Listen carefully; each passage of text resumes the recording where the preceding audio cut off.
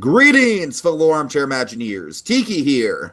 And BlueDragonFive. And welcome to the Main Street Cinema, the show where we discuss the finer points of filmmaking.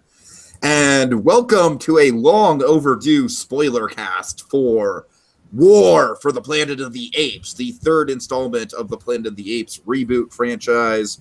I believe this is number 8 or number 9 in the Planet of the Apes series overall. I don't know. I haven't seen most of the Planet of the Apes movies. Assuming there's 5 original movies, then it would be 8, yes. Okay.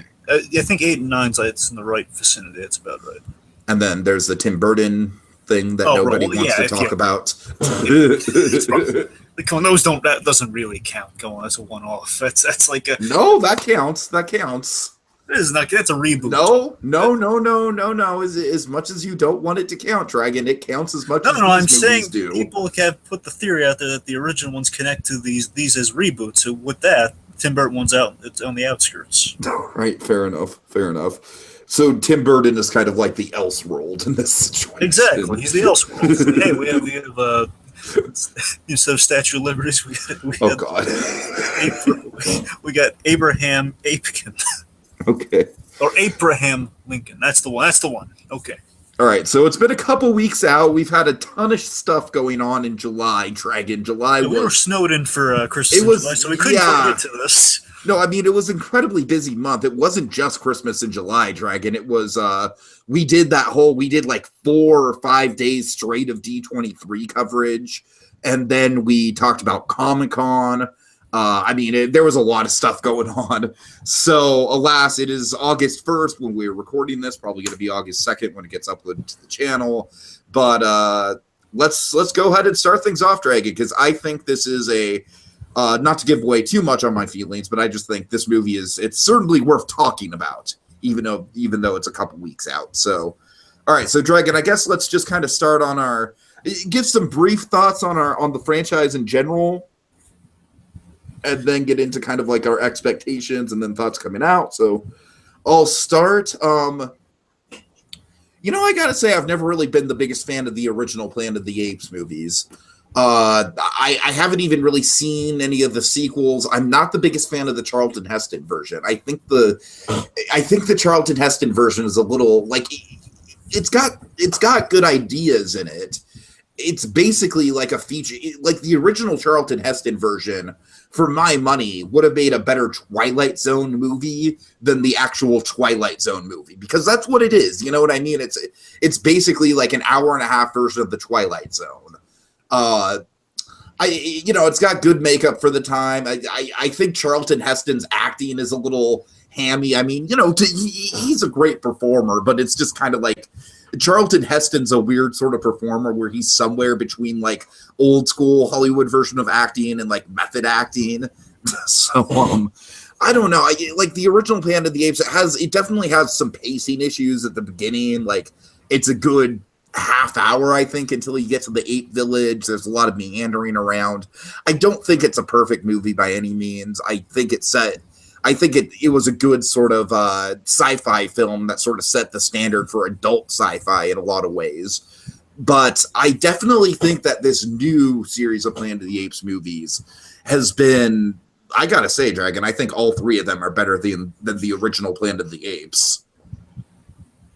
That's fair. The originals, well, with the first one holds up. I think the first one still holds up in like the history of film, but I think the sequels, it's really like comparing apples and oranges with the original films and with the new ones coming out. But they're both reflective of kind of how they were big for their time. They were big for their time and kind of pushing the envelope in terms of kind of like basically having a film where your cast is predominantly a different species. Mm-hmm. Yeah. And again, they're different methods. Again, I love they're not really duplicating the methods of which they're making their movies, but they are kind of the same film in some way. All right, so let's get my thoughts on the franchise. I just think the original or the remake franchise, the Dawn. I'm sorry, it's always bothered me, Dragon. It's always bothered me because the first one really should have been called Dawn, And then the second one should have been called Rise. That always gets to me. Because what comes first? The dawn comes first. Well, that's because they didn't know they were coming back for more. It was gonna be like, hey, if we just wanted to tack on like, hey, like a what if kind of start of it all, that would be Rise. It's the Rise of the Apes, and realize, oh wait, we're doing more. Well, what was the other good thing we had to start with? That'd be Dawn. If we had to do it again, let's do Dawn. Let's make that the next one. Okay, so Rise of the Planet of the Apes, I think, is a very good movie. I think it's more watchable than the remake or than the original is, although I think the original is probably better filmmaking. I think Rise is probably the weakest of the three. I think it's actually kind of a significant step down from Dawn and War. But having said that, this is a good film. Of course, it's almost kind of like a boy and his dog story with Caesar and Franco for most of the movie. Of course, you've got a great supporting performance from the ever lovable John Lithgow. That's one of his best roles that he's had post Dexter. Yeah. The thing that really bogs Rises down for me, to tell you the truth, is Franco. I love John Lithgow. Franco in that movie never really sold me. He's always kind of felt like out of place in that movie. I don't know why. It's hard to, like, much in the same way it's hard to take Mark Wahlberg seriously as an astronaut.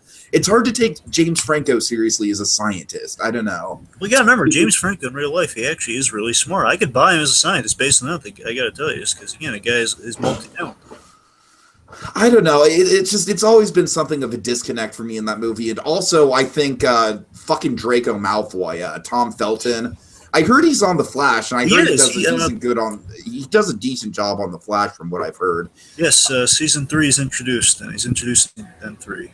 I just think that he gave an awful performance in Rises. Just his character was so bad in Rises that it kind of drags the whole film down with it a little bit. Right. Then along came Dawn for the Planet of the Apes, or Dawn of the Planet of the Apes, which I think is one of the most significant jumps in quality from a first movie to a second movie, right up there with something like Spider-Man 2. Jason Clarke is really good in that movie.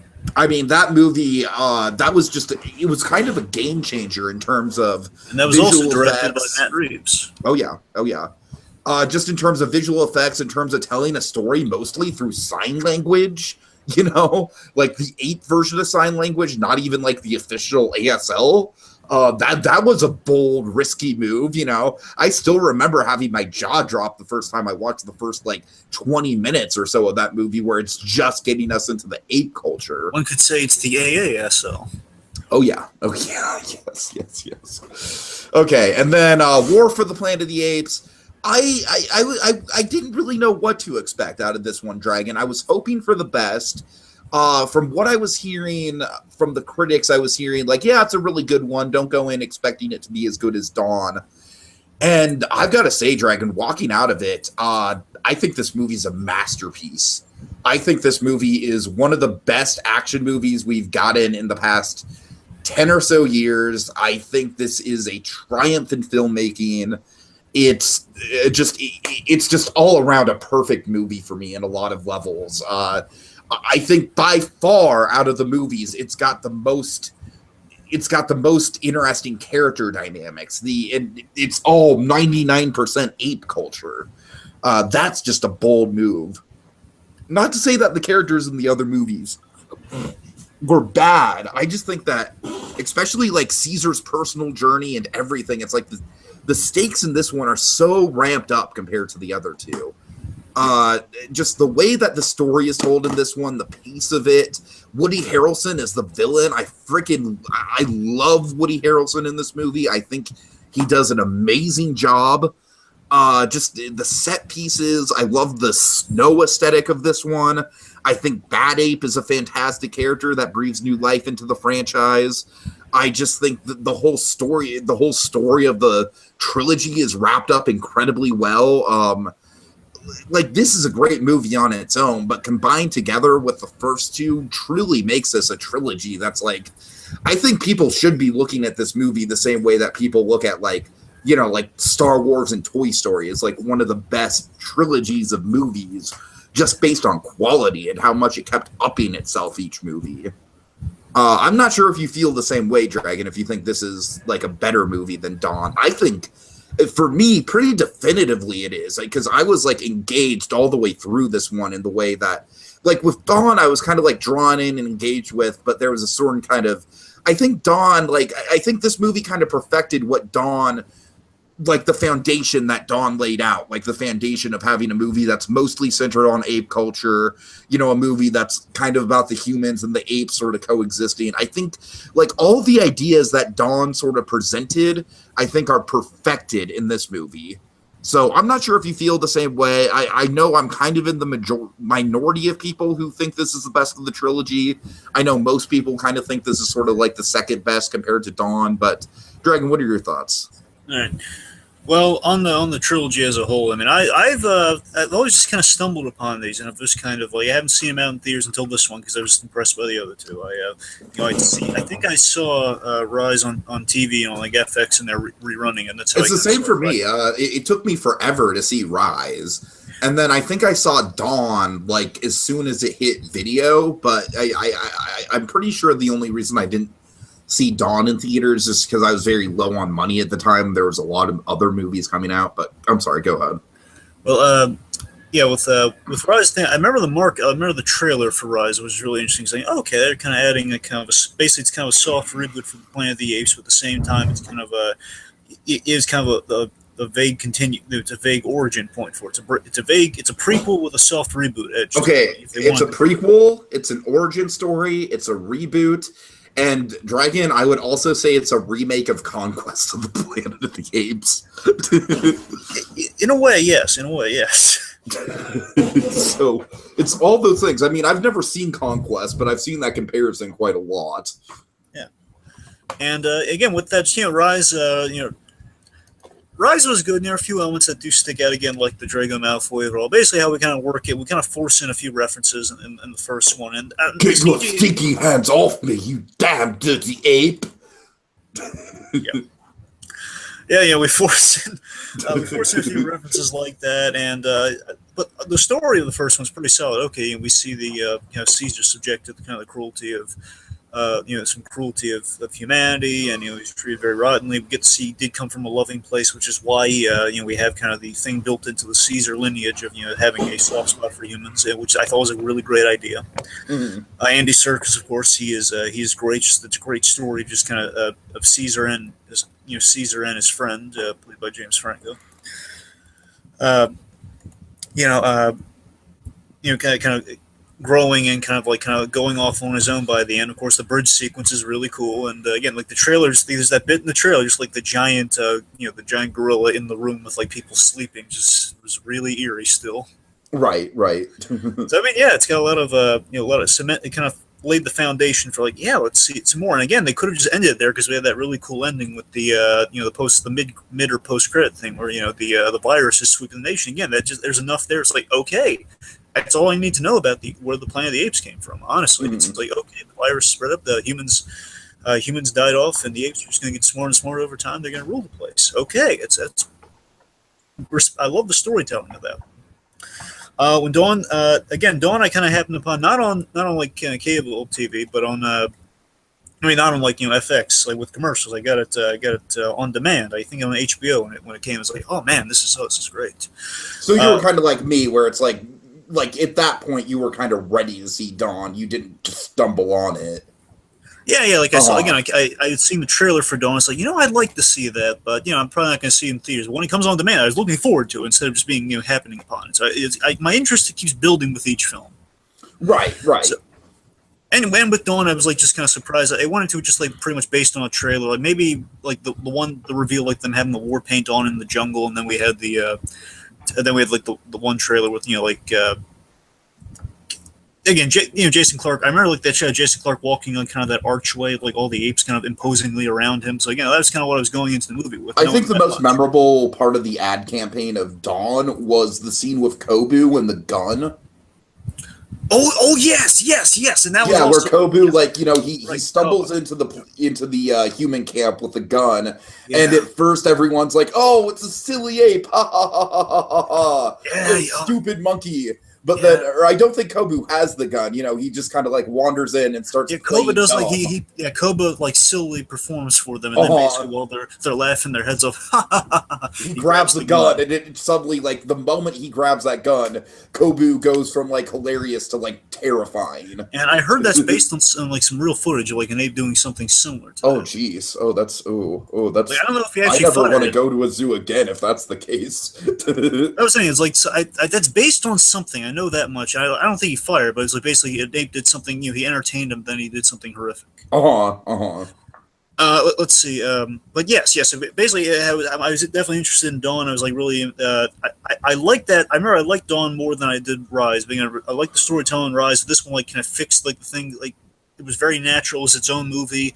I just loved the world building we really got in Dawn. Again, I love Jason Clarke's character. This guy again. Jason Clarke's my kind of character you have in a movie like this, where he's going to be the guy who, after he's told like, no, don't come back here, he comes back here because he has to, and he explains it all. That's my kind of guy, Tiki. It's like him saying, listen, we have to fix the dam, and I just love that relationship he had with Caesar in that movie, and of course we had kind of the Koba uprising, and I just love the idea of again, and Matt Reeves is really he just kind of squeezed in there under the radar, and again, like everyone remembers, like, hey, Dawn was good, and it was better than Rise, and again, now we're all completely blown away by Matt Reeves with this one because now his name's really known. Now, before it was just kind of slept in, whoever directed that was a really good director. Now we know the good director's name. Right. And like the only gripe I had with Dawn, really, for me, it's a very minor gripe. It doesn't hurt the movie, but it's well, I love the idea of kind of taking Caesar out of the equation, like at the end of the second act, and then his son is kind of like we kind of continue the story with his son, with Blue Eyes. And we're patching Caesar up. We have that really beautiful scene. One of my favorite scenes in the whole thing is when Blue is kind of like having that scene his father apologizing for kind of siding with Koba. Mm-hmm. And I mean, again, that was all good and kind of going into the city. And again, basically after the gun scene onward, when kind of Koba led the charge into the city, and Gary Oldman, I thought was kind of a cool kind of human bad guy.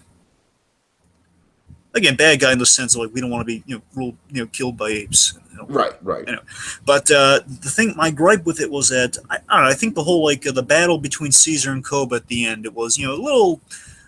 It felt a little grandiose to me. It felt like, I mean, again, it's not like the end of the world. Like, it's not like a serious dig against the movie. Just like something like, obviously, like, yeah, that's kind of where we go a little generic in the end with it. No, I hear you. I always thought the Koba character was a little overrated for that reason. I felt like don't get me wrong, the stuff that they do with him, like the gun thing that I mentioned is good. I just think that the whole plot line between Caesar and Koba, it's a little standard for me. I love how and this is one of the things I'm really going to praise when we get to this movie, which I'll get to in just a second. With this franchise, I love how we keep building on the myth, and we keep developing it, and we keep a continuity because we see the origins of Koba. He's kind of like the evil version of Caesar in that program. Sure. He kills his own master instead of like saying goodbye to his master like Caesar. And then of course that's seated in Rise, and then we see Koba really come out of the ranks there and just challenging his authority, and the big moment of him. While that sequence is like, yeah, we're kind of. Maybe I think the story with Koba was told well. It's just a story that we've seen before in other kinds of movies like this. Yeah. Anyway, yeah. So just Dawn is Dawn was good, and it was a good continuation. Again, like that when he's reflecting on James Franco, and just he's reflecting on Franco, and again that goodbye to Clark saying, "I didn't start the sword. We're going to be stuck with it." Mm-hmm. All that was good. It was a step in the right direction. I was like eager to see another one. I heard there was another one in the way. Oh yeah, sure, yeah. And of course we got the trailer for this with like kind of the Caesar in the snow, and oh boy. So going into this, I enjoyed the first two. Again, I never saw them in theaters. Trailers always look good for them. And of course the big thing that really built my hype going into this, aside from the really cool looking trailers. And I had the trailers, and then I found out right before, a month or so before it came out, Matt Reeves, maybe not a month or so, but I found out before it came out, early in the year, I guess. Matt Reeves was taking on the Batman movie. So that definitely that really kind of built my intrigue. Saying, okay, that's because he did take over for the one director from Rise to Dawn. Rupert Wyatt, I think. Yeah. Yes, yeah, he took over for that guy, and now he's going to be taking over Batman, again, taking over from Affleck to himself now, and I think basically that really intrigued me, to definitely go to theaters to see this, see how see how he'd stack up, see if there's any evidence of like a really good potential for a Batman movie in here. Mm-hmm. And I came out of it, and I have all the faith in the world in Reeves for Batman. I was very impressed. Nice. It's a really great finale for Caesar's story. It feels very much like an end of a saga in the Apes universe. I say saga, and that's like a chapter of stories.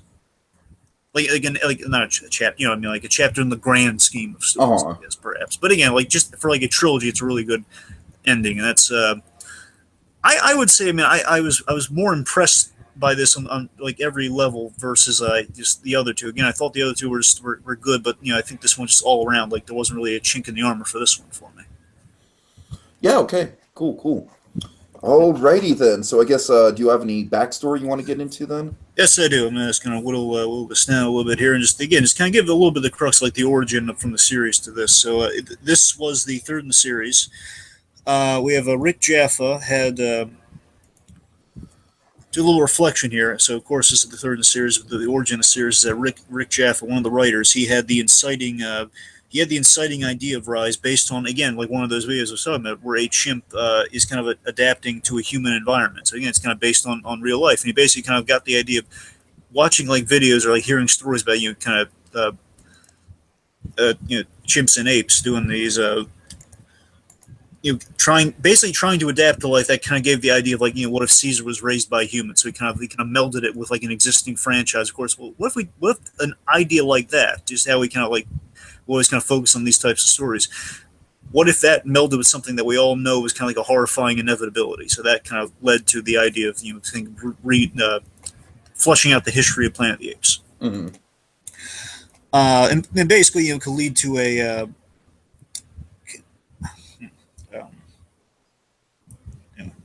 just that I could lead to Planet of the Apes. So again, a soft reboot. My comparison is it's very much like a Bates Motel vibe, but that it's different. It is very much kind of a Bates Motel idea. Right. Yeah, we're updating it, but at the same time we know where it's going. So it's kind of essentially that's kind of the prequel soft reboot you're going for with this for the franchise. And again, we go from Rupert Wyatt in the first with Rise to Matt Reeves with Dawn. Rise set up the human connection, the virus. Dawn is the end of Act 2. Mm-hmm. Like many sequels in a franchise. Again, very much like now the apes are taking over. It's just the dawn of the apes taking over, of it becoming a planet of apes. Mm-hmm. Basically being unable to avert war. Now they said this, and this is something you don't know in the movie here, but it's Reeves confirmed this, that he was going to have a mention of the Jason Clark Malcolm character, but he was. I've heard of this. Yes. So he confirmed that while they were going to have a line in there, but they just kind of took it out so it wouldn't overcomplicate things. But in a scene where Caesar and the Colonel are talking, the Colonel, he would have asked like what happened to Malcolm. The Colonel killed him, and just he killed him off because he had like an unhealthy idea that the apes didn't want war, and just it would have. Which I mean, that totally makes sense for what we know about the Colonel and what we know about Malcolm. So certainly, yeah, I don't blame him for cutting it. Again, I like that at least he addresses. At least we know. So at least it's out there. Okay, let's see. So this film was just written by Reeves and Mark Bomback, who. They were kind of paired together. They never worked from the beginning of a movie onward, but Mark Bomback, they were kind of they worked together from the beginning on this one, so they were more confident from working on Dawn.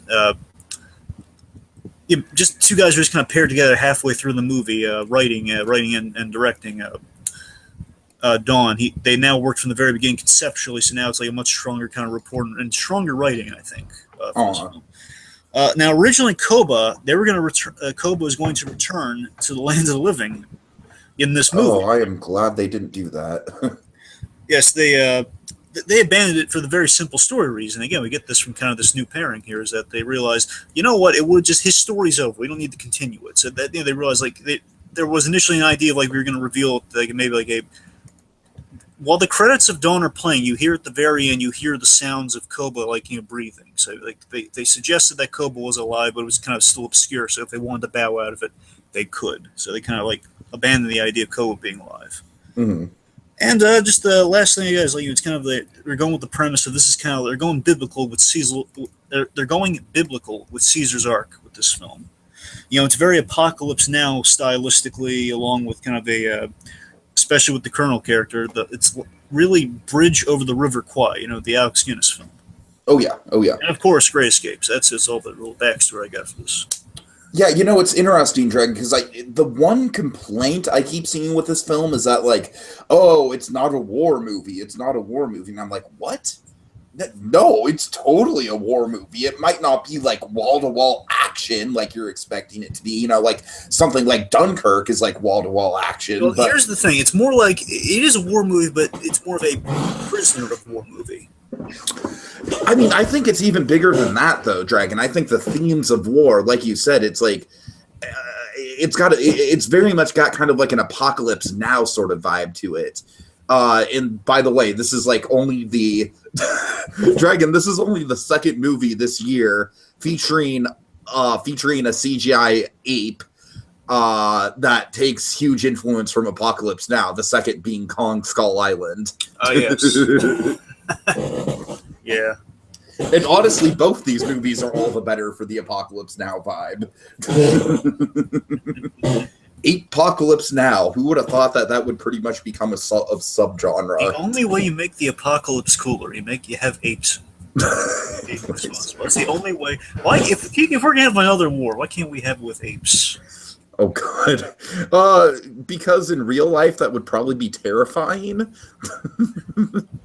It would, but still, I'm saying. I'm saying we're all going out. Let's go out. In amazement. Anyways. Oh my god, there's an ape on horseback with a machine gun. This is awesome, but we're gonna die. So, like I said, Dragon, I think the themes, I think people are really misinterpreting the title of this movie and kind of giving it some unfair slack because, frankly, this franchise has never been about wall-to-wall action, and I don't want it to be about wall-to-wall action. I think this franchise has always been built on big ideas and kind of exploring those big ideas through the central character. And I think War kind of picks up the pieces of that and explores kind of the big sort of philosophical ideas of war through two characters in particular, being Caesar and the Colonel. So with that in mind, Dragon, these big ideas, what's the plot that surrounds these big ideas? All right, here's the plot in a nutshell here. So where we are in the history of this trilogy, of this franchise here is population we've decreased the population from the simian flu that has enhanced the very same virus that enhanced the apes, the Alzheimer's cure that enhanced the apes, gave them the super intelligence. As the years have gone by, they've become smarter, and more humans are dying off, or something's happening before they're dying off. So they're being we'll get to that. They're being wiped out, definitely.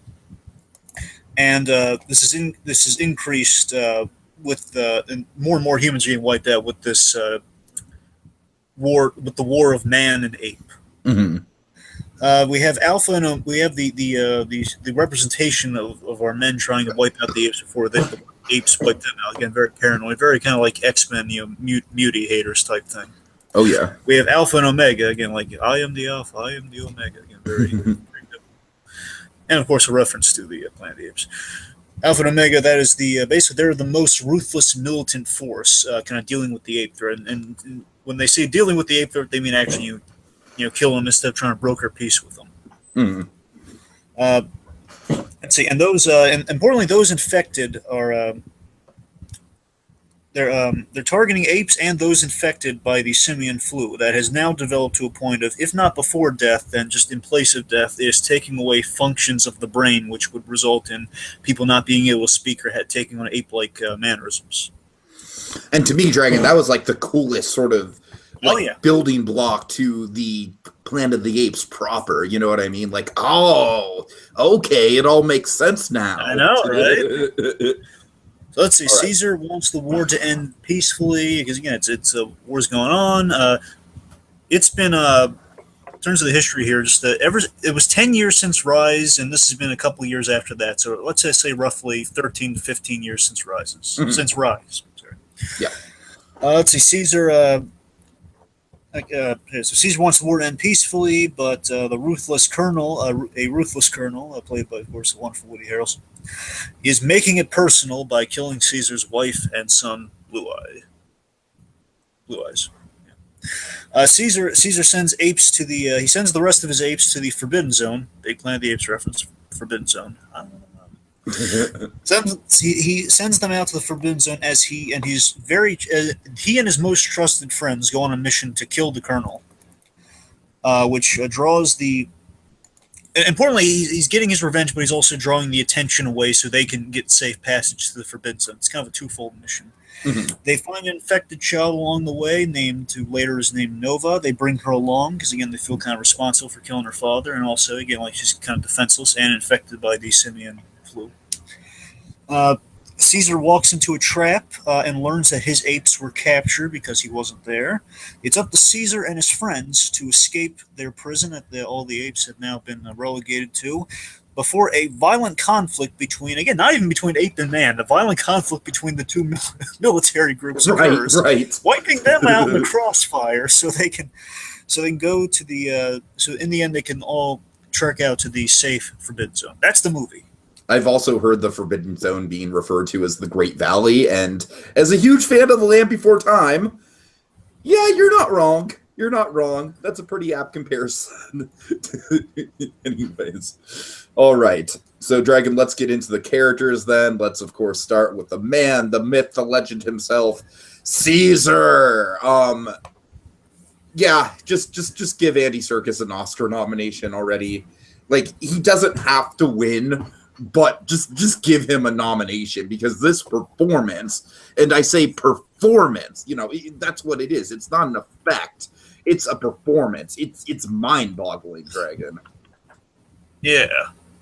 I mean, really, the Ape franchise is just kind of like, I love how, like, throughout the whole thing, technically Caesar's been the main character, but they've also kind of had, like, these sort of, like, stand-in, like, almost kind of like how the, like, Hellboy's babysitter was sort of like the audience avatar character in the original Hellboy movie. Yeah. You know what I mean? Yeah, John Myers, yeah. Right. It's almost kind of like we've had characters like that. Like we had Franco, and then we had Malcolm in the second movie, who were almost kind of like avatars of, like the human condition and the human point of view. And that avatar, Dragon, is more or less stripped away in this movie. Yep. That's kind of like the bold decision that they make. You know what's fun, Tiki? What we do, we have a fun subversion of the avatar, is that we with that avatar type character here, where the character called Preacher in the movie, that one human character that Caesar could have killed, but he spares to communicate the message we don't want war. That guy is.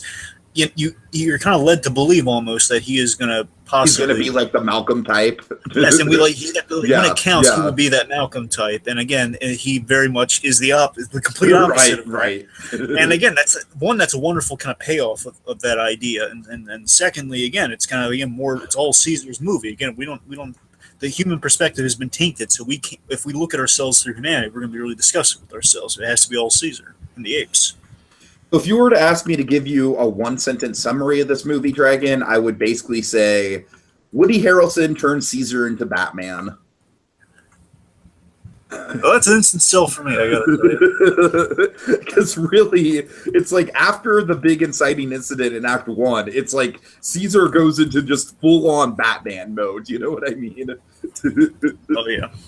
And of course, the Matt Reeves thing, it's like, yeah, that's gonna come to mind. But I don't know. It's like this story is very much like, I love how this story is kind of like throughout the two movies, we've kind of seen like the downfall of man, right? And like what man's done wrong. And this movie is very much sort of like the downfall of Caesar and the steps that Caesar could have taken differently along the way. How he gets blinded by anger and hatred in the same way that Koba was. Now, one thing I will say, Dragon, I wish that they would have just kept the flashbacks of Koba out of it. Like, that to me is probably the weakest element of this whole movie. To be fair, they weren't flash; they were like dreams. They had like a few nightmares. And to tell you the truth, that kind of made it even worse. Like, I don't know. I'm just not a big fan of the dream sequence whenever it pops up in movies. I wasn't a big fan of it in Batman v Superman. And I'm not a big fan of it here. He only had it like twice, though. He only had. I know, which is why it absolutely doesn't like take away from the movie all that much at all. It's just kind of like it's just a little cheesy when it does happen, and I honestly I honestly don't think we needed it to understand that Caesar's becoming like Koba. You know what I mean? I don't know. I kind of, I don't know. I liked it. Yeah. So let's see. So what's Caesar? Let me hit a few things with Caesar. Yep. Of course, I think this is the best Caesar's look, and I love the visual continuity with Caesar in these movies. He's at his youngest in Rise. He's kind of in his prime in Dawn again as the leader. And I love with his speech pattern. He keeps developing. He has like no or home. Those are like his two words in Rise. And then he has a very kind of broken style of English. Again, he can, like the ideas out of the Apes. Like I want to say Koba can speak again because he was also like a lab ape, so they had like the most kind of human interaction. Right. So the point is, those two guys, they can probably speak the most out of the whole tribe. Maurice is like he's the pinnacle of sign language in the group. He probably taught a lot of them sign language if they didn't know already. But the point is, again, Caesar's speaking broken English in that movie. Now he's speaking full senses, and like it's great. It's again, but I love he's speaking full senses, but he's not a verbose character. Again, they play him very. Again, it's Batman with apes. That's what this movie is. I'm thrilled. Absolutely. I'm very thrilled with it. It's again, I love that continuity in that arc form. That now we're at a point we're in kind of that. Again, we use the Batman comparison because I have to. It's he's at his point. And again, this gives me all the faith in the world. And the thing I'm really going into this movie that really psyched me for this movie is that I was reading an article, Matt Reeves, that basically someone asking, "How is Caesar similar to Batman?" And again, he spoke to it like, "Give this guy a Batman movie. I want to see what he's going to do with him," because he gave a very good response. Basically, saying, again, like Caesar's the character's kind of like. Yeah, the scene that kind of communicated this for me is like when Caesar in the beginning is just kind of he's being asked like, "Why did you let those men go?" That to me, that's like such a Batman thing of like I'm just going to sending a message. He's very he internalizes a lot. That's the thing he said. He said basically he's a character who internalizes. And then also the internalization is kind of like his biggest downfall at the same time. You know what I mean? And again, that's like a very Batman. It's like a Batman, like kind of in the like little after the middle of his career, which is a really sweet spot with Batman. Oh yeah. And again, like he went from in this trilogy, he went from the innocent to the leader, and now he's. It's just really great. Like I've never seen a main character in a trilogy progress like this. Yeah, it's crazy. This is an incredible arc. Like not even taking into account the motion capture and the CG and all that, Dragon. Not even taking into account the technical aspect of the character. I just think the arc of the character, from a storytelling point of view, is incredible. Yeah, and with that arc, again, he goes from the innocent to the leader to kind of this legend / historical figure. So he's a myth. I love how this movie is very much all about kind of like Caesar's legend is already sort of like in the process of being written. Yeah. This is the exciting final chapter. Again, this is what makes you a legend, having an ending. Oh God, so good, so good. And with that, it's and again, that's what's so fascinating about his character. I mean, you can look at when I spoke to, like, this is the best he's ever looked. Again, the effects look great, but with the effects looking so good, I mean, I love he has like a beard now.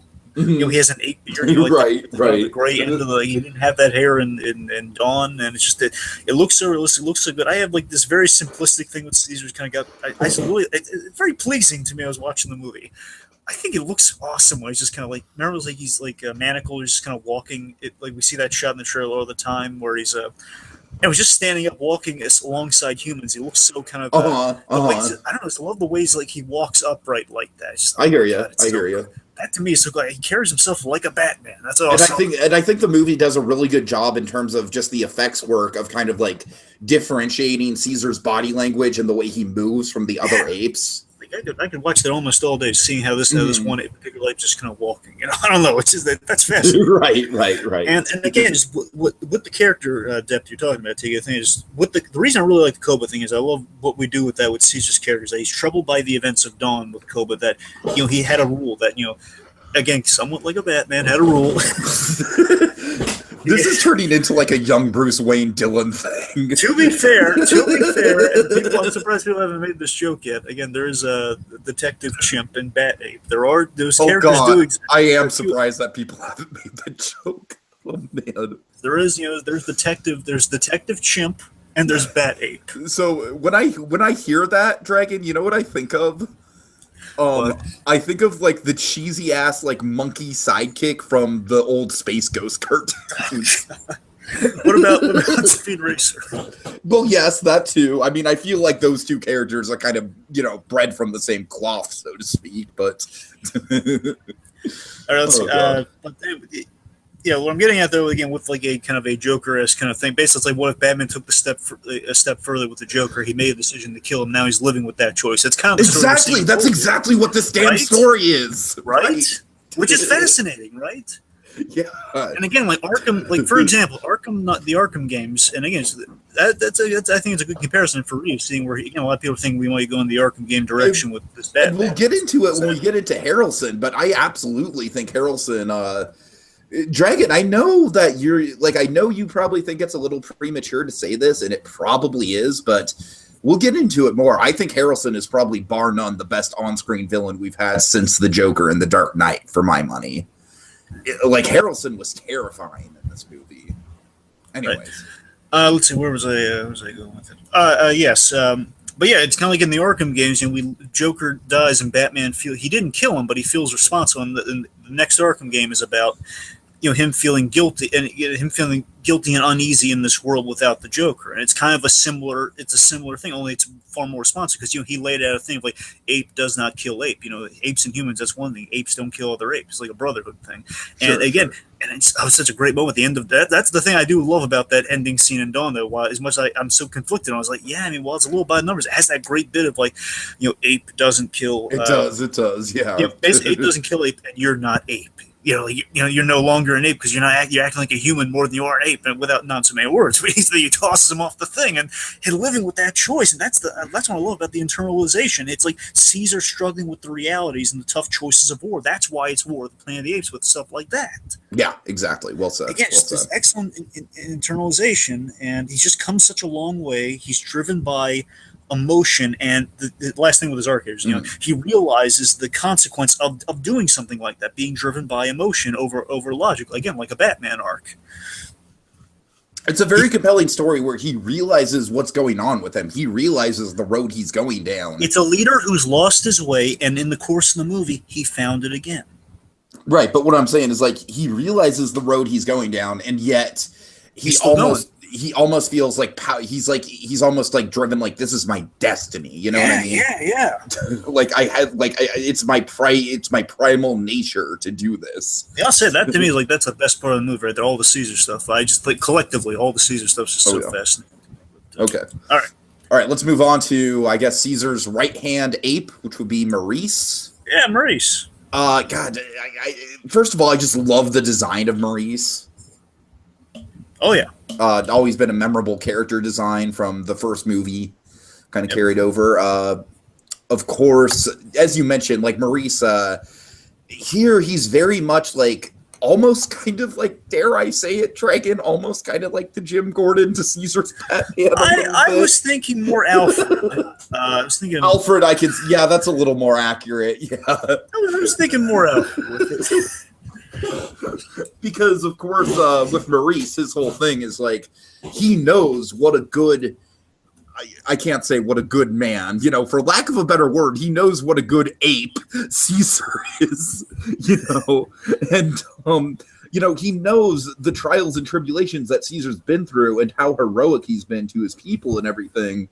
And yet he sees the road that Caesar's going down, and it's just that just sort of puts him in just kind of this morally sort of gray area, you know what I mean? I love all the struggle with Maurice in that way. He's kind of like the voice of the audience, sort of saying no, Caesar, don't do it, Yes. Well, actually, something just occurred to me in the moment because we're going to talk about Maurice here. Is that, Nova technically is our avatar, but she can't speak. She's our avatar, our human avatar, but she can't speak. Technically, yes, although she's a much different character than Malcolm and Franco. Exactly. She's only the observer. That's really what her role is. Let's say, but with Maurice, of course, he has a great intellect and a soft spot for human children, as we established in Dawn, where he learns to read thanks to that kid, thanks to Malcolm's son, which is a nice carryover. Again, we keep making Maurice smarter. Again, our apes are getting smarter as the movies go on. I think this trilogy has a brilliant way of not carrying over specific characters, but carrying over ideas from movie to movie. You know what I mean? Yeah, and just the fact that we see, he has a soft spot for children. Again, he is, with that, he is the reminder of to Caesar in this really down part of Caesar's life right now. Again, losing his family, that he does have ties to humanity from Rise. Again, he's always a perpetual reminder of that, because again, he met him. Caesar's known Maurice ever since the first movie, when he was put into that that enclosure, that area with all the other apes. Right. And again, like, that's how he was like the only friendly guy in there, and I guess that was always like the reminder of like the times that when they were kind of really close to humanity. They've seen the good side and they've seen the bad side of it. And in this case, he is like, Caesar's very callous and he's focused on his mission. He was going to leave that girl, and again, Maurice is championing that girl. Like, no, Caesar, remember. Again, much like an Alfred, he's reminding him of the good part of himself. Again, while he's losing his way, this is like an Alfred trying to rein a Batman in who's lost his way. Absolutely. And we also kind of get a similar sort of like, similar ideas to like why he shouldn't pursue the Colonel to Alfred talking about the Joker in the Dark Knight. The whole like some men just want to watch the world burn sort of philosophy. Yeah, I love that Maurice rarely speaks, because again, he's perpetually using the sign language, which makes it, when he speaks, when he names Nova, it's such a big moment. The last thing I want to hit, because I'm not really going to spend time on this other characters, because you got me thinking with the Jim Gordon thing with Maurice, is that who actually is our Jim Gordon in this? It actually would have to be Rocket.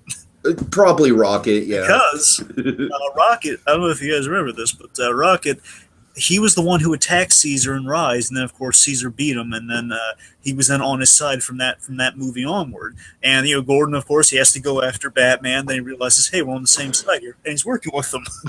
Right. I can see there you go. And he's very loyal to him. He's the second most. Actually, he's the second in command. Again, Maurice is kind of the non-violent type, so it all works out. Maurice is kind of like, it's like Rocket's kind of the second in command. Maurice is definitely the advisor. Yeah. That's a good role for him. In the future, they suggest he's going to be Dr. Zaius, but they renamed him because the actor's name was Maurice something. So I would love Maurice is going to be Dr. Zaius? I'm just saying the orangutan. Dr. Zaius was an orangutan, but obviously it's not the same name. But the actor who played Dr. Zaius was Maurice something. That's their homage to him. So it's a question of if they're actually going to go the Dr. Zaius direction, but have a different name. It's unclear. That'd be surprising to see Maurice kind of going into sort of like a dark, villainous direction. I could buy it in the context of this movie. And I think I could buy that, though. I could buy him going in that direction. Because, again, the apes have to go against humanity somehow. All right. So I guess let's move on to Nova. Yeah, not a lot here, but she represents humanity, the humanity that is still likable and innocent. And importantly with Nova, the main takeaway I got with her is that she shows that humanity can endure with an ape-like lifestyle. Again, she can't speak, but she's still functioning. It doesn't make her inhuman. She's like, likable child. There's one bit about Nova that I really want to hit on that people have been talking about. The fact that she doesn't get emotional over the death of her father, and yet she does get emotional over the death of the ape. I forget exactly which ape. Luca, right. Guard. So basically, Caesar has a guard who vows to protect him. They have like a little moment with like a flower. She puts the flower in. He grabs the flower for her, and then as he dies, she puts the flower in his ear. So, Dragon, I'm of kind of two minds about this. Like, on one hand, I wish we would have seen a little bit more reaction from her to the father, but on the other hand, I think it almost kind of like, I definitely think it's part of the storytelling, the fact that she does get emotional over Luca, but not about the father. Like, I think it's almost kind of like a byproduct of the simian flu. You know what I mean? Fair. That's fair, and I like that idea. But my read on it was something a little simpler. It was just that she might not have just put it together that the apes killed her father. Well, no, I'm just saying, like, even just the fact, like, she probably didn't. Yeah, I agree, but I'm just saying, like, she doesn't really have a reaction to seeing him dead or anything. No, that's fair. Well, I like your idea that the simian flu might make her a little bit more inclined to, be more emotional over the apes than the humans. Well, I'm just saying in terms of, like, like with the simian flu, like, one could ponder, like, by the time we... Like, of course, one of the things I like about the storytelling in the movie is that stuff is left a little open-ended, but by the time we get to her, we don't know how long she's had the symptoms of the simian flu. And so, like, to me, it's almost kind of like a zombie-style thing where she is, for all intents and purposes, kind of a zombie. And yet when the apes take her in, like I said, it kind of like she sort of is that important like sort of gap between the ape culture and the human culture, where she's the first human to really get entrenched into the ape culture. And as we'll see, going forward into the Planet of the Apes, like that sort of sets the standard for how apes and humans are going to interact going forward, is that humans are going to lose the ability to speak and apes are going to kind of be their superiors. And yet with Nova, that kind of power dynamic is set up, but it's set up in this sort of like loving kind of way, which is an interesting kind of contrast to the ultimate fate of the humans in the ape civilization. Right. All right. Okay, so should we talk about probably the best character in the movie besides Caesar? Yeah, sure. Bad Ape. Oh my god. Of course, voiced and performed by the wonderful Steve Zahn. Yeah, where has that guy been lately, man? Well, he was in Good Dinosaur, remember? Oh, was he? Oh, that's right. That's right. Yeah. This is a much better role than the Good Dinosaur, though. Yeah, he was the bad guy in Good Dinosaur, though. Yeah, that's a weak ass villain. That is, I'm saying that is a weak sauce villain. To be fair, that was like the first. It was the first on-screen death at Pixar. Not even one of the first on-screen deaths at Pixar, because you just ate something alive on screen. But I'm saying, Dragon, in terms of like the threat level, like that villain has got to be like Edgar status. Edgar status. The butler from the Aristocats, Edgar. Oh. Like, that is just a nothing villain. All right, well, let's not dwell on Steve Zahn's past. Okay, yeah. Unless we're talking about his appearance on Monk, but we're not talking about his appearance on Monk. We're talking about Bad Ape. So Bad Ape is basically the bing bong of this movie, in that when he first shows up, you have no idea. Yeah, you have no idea if he's a good guy or a bad guy. And the characters don't either, and I love how you get that paranoia with him. I don't know. This is a character who could have very easily been like, oh yeah, War for the Planet of the Apes was great, except for that one weird side character that they threw in who was kind of like a Jar Jar Binks sort of comic relief. Like, what was up with him? Do you know what I initially thought they were going with him? My theory on the movie, I had to piece together, and there's, I'm pretty sure they kind of coil it, so there's no chance of this, but you know what? The creepy thing I thought they might have done with them is that the simian flu. Well, here's the thing. So we know the simian flu. It eventually wiped out people. So initially it killed people. Now either the simian flu has turned into something else that it just affects the brain. The simian flu can work either one of two ways. One, it does all this stuff to you, then eventually the brain will fully shut down and kill you. So basically, like the girl, you'll lose your functions. You'll become an ape. You have the ape-like mannerisms. Then you'll have the nosebleed, then eventually you'll die. Like more areas of your brain will be affected, like the whole nervous system shuts down, dead. Or just that kind of mutate into something else. Like over the 10 years, just kind of it's become like a different sort of virus. Uh-huh. And my theory is if it's become a different sort of going with like you can survive with the simian flu, but you become something different than yourself, and just with this parallel between the apes becoming more human and the humans becoming more ape-like. Part of me wondered, because he was bald, could he be a human turned Oh God! Oh God! Right? Man. No, that did not cross my mind, Dragon. Can you see that at all? That'd be a crazy direction to go in with that character, but no. I was saying because again, initially you don't know if he's human or ape when he's a guy in a coat. That's true. Yeah, that kind of got me thinking. Him wearing the coat, like, wait a minute. But you know what I'm saying though, like it was such a risk for them to do a character like this, like a comic relief character in a movie that is so bleak and depressing. It'd be like throwing Jar Jar Binks into the Shawshank Redemption or something. You know what I mean? Yep.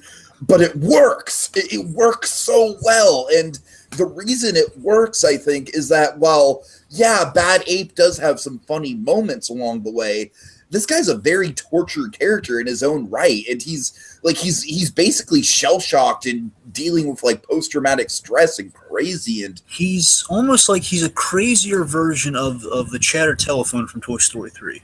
I could see that. Yeah, that's a good comparison. Or Chuckles, like it's that or Chuckles, because he got out and then he doesn't want to go back. Uh-huh. And he's got a great arc of like, being kind of like reluctant to help the apes, but then getting more and more engaged in their fight as the movie goes on, and he's spending more time with them. And I love that's a byproduct of his friendship with Caesar, because Caesar inspires courage in him. And that's kind of like another lasting effect of Caesar's leadership, that he is inspiring the best in basically the apes see the best in themselves through Caesar's example, and that's why he wants to save Caesar and so on and so forth. And like he's saving other apes. That ape has a good arc. Yeah, like I said, I think Bad Ape is like I love the Harrelson isn't necessarily the deepest character. I just love what they do with him.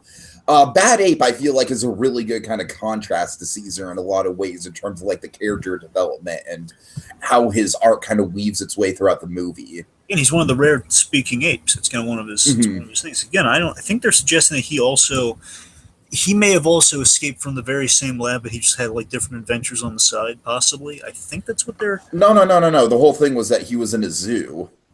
Oh, right.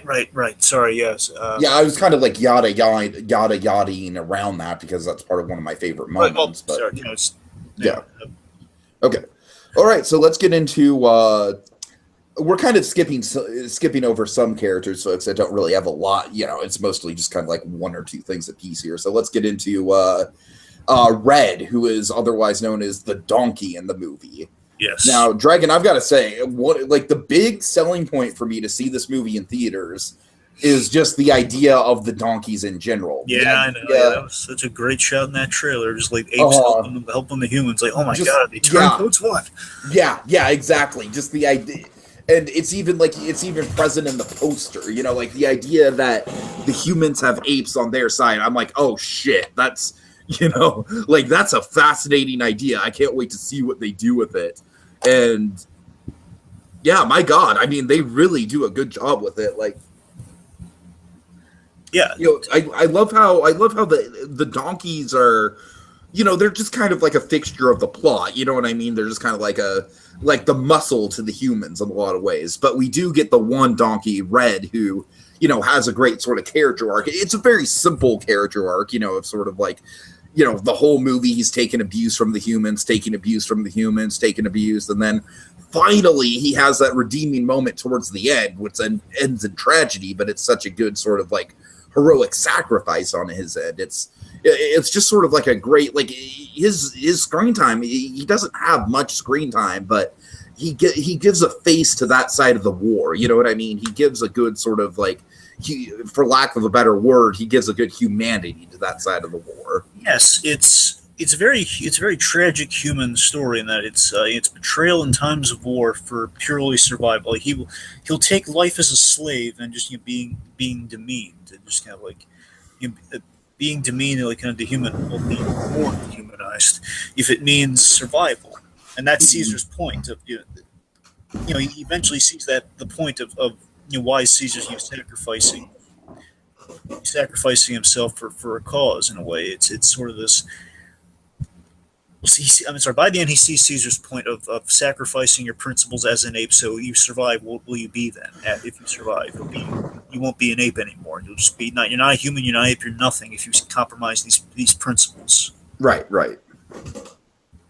Yep. Yeah. So again, he kind of takes his stand to save his kind in a way with that kind of following Caesar's influence in the end. That's kind of what Red does, and of course, again, you see it. We see with characters like Winters, to touch on him for a second here, because he's also a donkey, technically. Yeah, Winter was another character I really enjoyed. I wish he had a little more screen time, but... I love this. I don't know if you caught this. Winter, he accidentally gets killed. Yeah, I saw that. Yeah, I got that. And again, to me, that was a great bit. It's like you see Caesar. I want to say that's what brings. I think I'm screwing the scenes up, but I know on some level that's haunting Caesar along with the whole Koba thing he's going through. Is that he is yet again killed an ape, and he does not take any pleasure from it. Mm-hmm. Sure. Okay. But yeah, it's turncoat with the purpose. It's turncoat with a purpose. He wants to survive it. He doubts we're going to weather this storm. He just wants to make sure he's on the winning side. He does regret it. I mean, he is very apologetic, and again, he only did it to survive. Mm-hmm. All right, so let's move on to the Colonel. He doesn't even have a first name. He's just the Colonel. Yeah. Which to me, I don't know, Dragon, like that part of his character is kind of like where I sort of draw my Joker comparisons from. Like this guy truly is sort of like, okay, Dragon, you know that fan theory that Heath Ledger's Joker is an army veteran? No. Well, you don't? Oh man, it's a really popular theory. I'm surprised you haven't heard that. Is this the theory that it's like Joker's the hero of the Dark Knight? No. It's just the theory that Heath Ledger's Joker served in the military, and that's how he got his expertise in sort of like planning and whatnot. And he had, really? Yeah, and you know, basically the war drove him insane. Huh. That's a big theory. You should look into it. Okay. I think it fits, especially like in the realm of a Christopher Nolan movie. I think it fits fantastically. But yeah, but no, I mean, I truly do think that this Colonel character is. I mean, look, he might not be as iconic as the Joker, but just Harrelson's performance mixed with the presence of this guy, you know, like I love the scene, the image of him shaving his head as the Star Spangled Banner is playing. It's like he's definitely got like kind of like a Commander Kurtz vibe. Colonel Kurtz. Wait, yeah. No, I don't think that got me screwed because keep going from Colonel to other things. I do Kurtz, yeah. Kurtz. I think it's Colonel Kurtz, yeah. It'd be great. I'm surprised they didn't just go I'm sure a part of wanting to go the extra mile just have like his name actually be Kurtz, but they I don't know. That'd be a little on yeah, they probably like in our hearts it's Colonel Kurtz. And, right. But what I was trying to say, Dragon, is like I like this guy comes across as like very Brando-esque.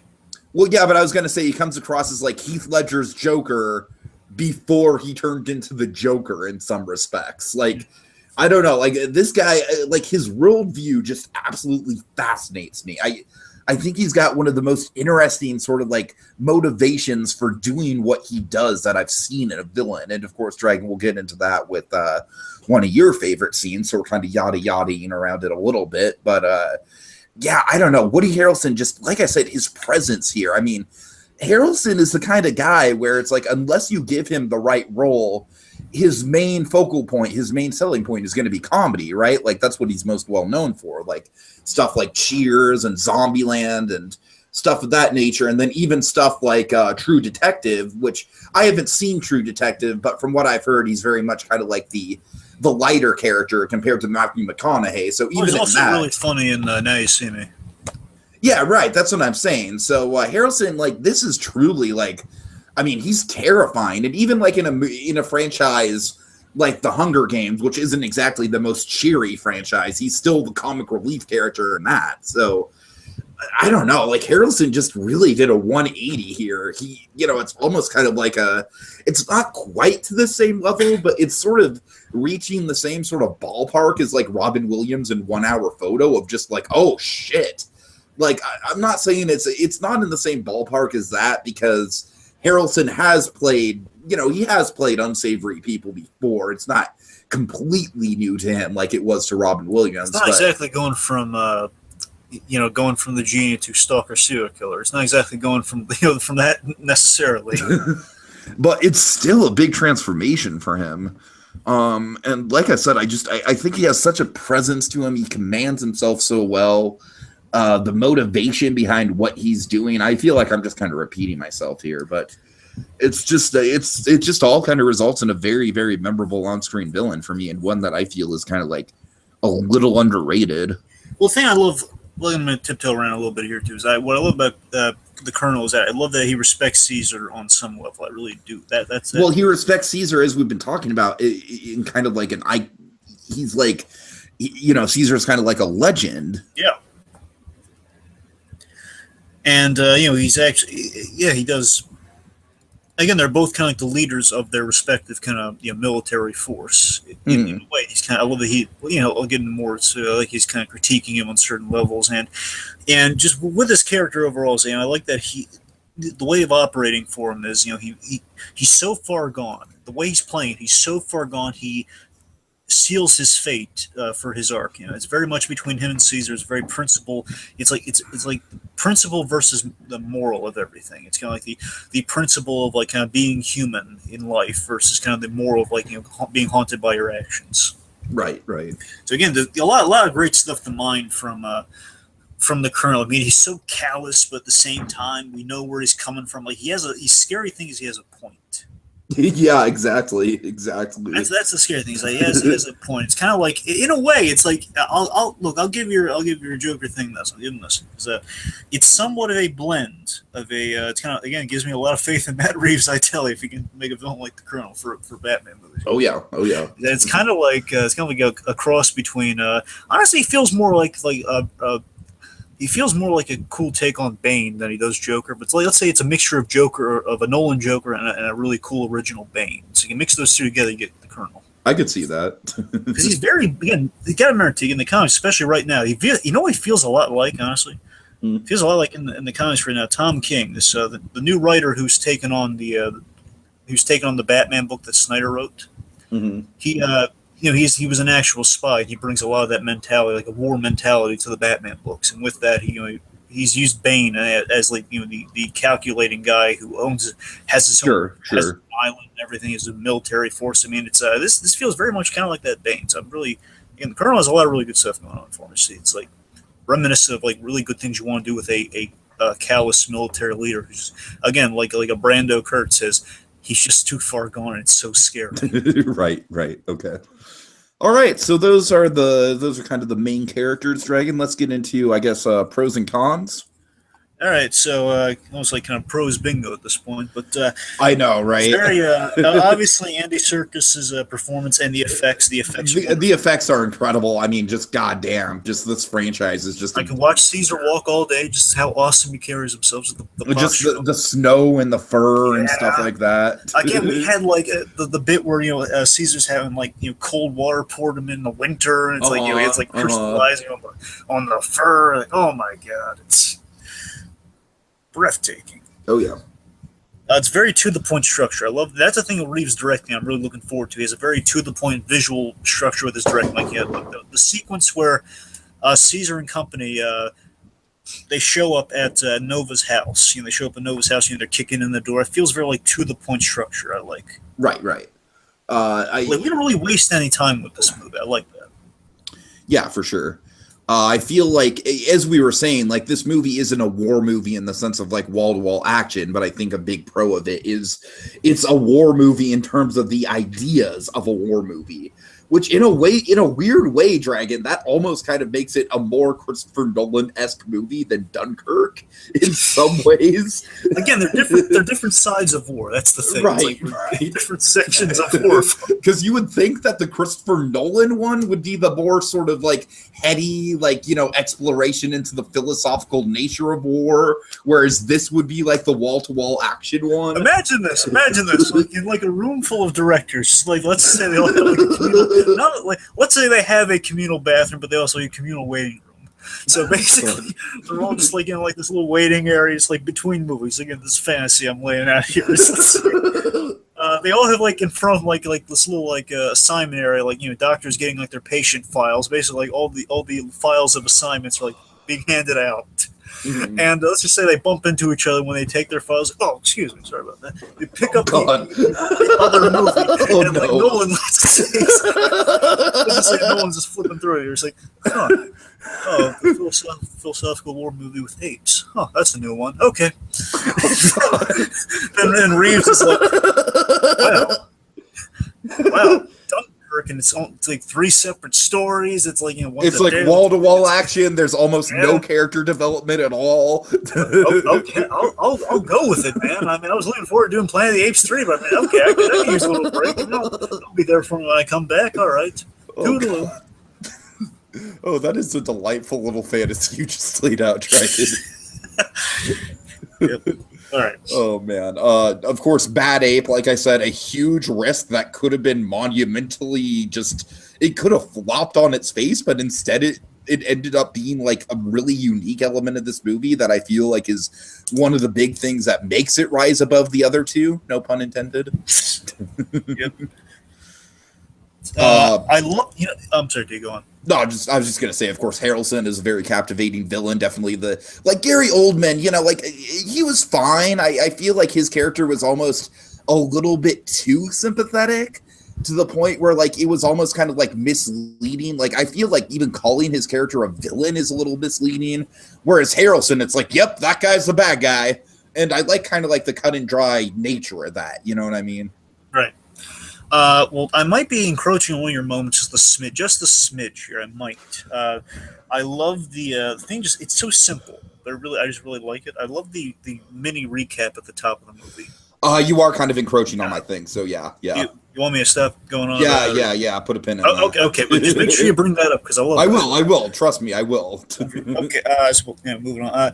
I like how Koba is kind of a ghost in a critique that is haunting. See, again, more of the fact that he's a critique haunting Caesar, basically a reminder of like, hey, you betrayed your principles. I will say that Ghost Kobu is better than Ghost Dennis Leary in Amazing Spider-Man 2. It's a step above that. I mean, honestly, I gotta tell you, with all the joke comparisons, if let's just say Woody Harrelson's the Colonel's Bane, then Koba would technically be Joker. He's the reverse of our guy, and again, with the and Arkham he's in the second movie, yeah. And with the Arkham thing in Arkham Knight, we have kind of Joker brought back in a similar manner. So it's very much like Koba as his Joker in Arkham Knight. I think this movie fills in some of the scientific gaps in the Planet of the Apes franchise incredibly well with the simian flu plot line. And again, the idea of that's why we're going to have it's being such a reverse when Taylor arrives to the planet. It's going to be such a reverse when humans acting like apes and it's being so dehumanized. And there's a reason to it now. It's a great logic. Sure. It's very well shot. I can endlessly. Oh my god, it's so well shot. Oh yeah. I'm so captivated by Caesar. Again, if I had to pick one element, be Caesar. He's so darn good. Harrelson and Serkis are electric together. They really are. They're so electric together. Mm-hmm.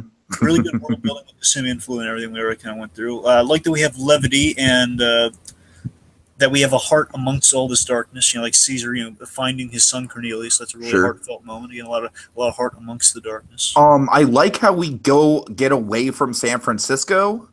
I like the change in setting in this movie. I think that works very much in its favor. You know what their shower scene is, don't you? Oh, God. What?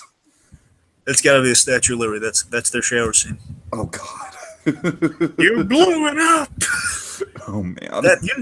That's what they have to build to. That's of course. That's the one. That's their shower thing. The question is, are we going to make a different structure? Then we'll have an homage to the statue like in Bates Motel. I also really this is a line that doesn't get used as often as you maniacs or take your stinking hands off me, but I really love Heston's this place is a madhouse. Yeah, that's a madhouse. Oh yeah, you're right. That's it. I love when Kevin Smith uses that one. I gotta tell you, it's a madhouse. A madhouse. Whenever he talks about Jason using rehab, he uses it's a madhouse. It's really funny. Monkey was at Disneyland the other day, and he was in line for Peter Pan's flight, which, Dragon, I know it's different in Disney World, but Disneyland Peter Pan's flight just gets notoriously awful wait times. And so he told me he was in line for Peter Pan, and I was just I texted him back, this is a madhouse! A madhouse! I like that we have a small main cast, and it's predominantly ape, as we kind of went through. Mm-hmm. Let's see. It's not afraid to be bleak, and that's an admirable quality. It's not afraid to be bleak. Yeah, I'll touch on the music more when I get into moments, but the music is fantastic. I still can't get over how great that trailer music is. The it's it gets more operatic, but it's a low note. It's a deeper note, but it keeps getting more operatic and it expands. It's cool. Mm-hmm. I also love the drum rendition of the 20th Century Fox logo is amazing. Oh yeah, you're right. That is great. Yeah. Yeah. No plot points are wasted. Nothing is wasted. Yeah, totally. Well, everything that is put in there does pay off. All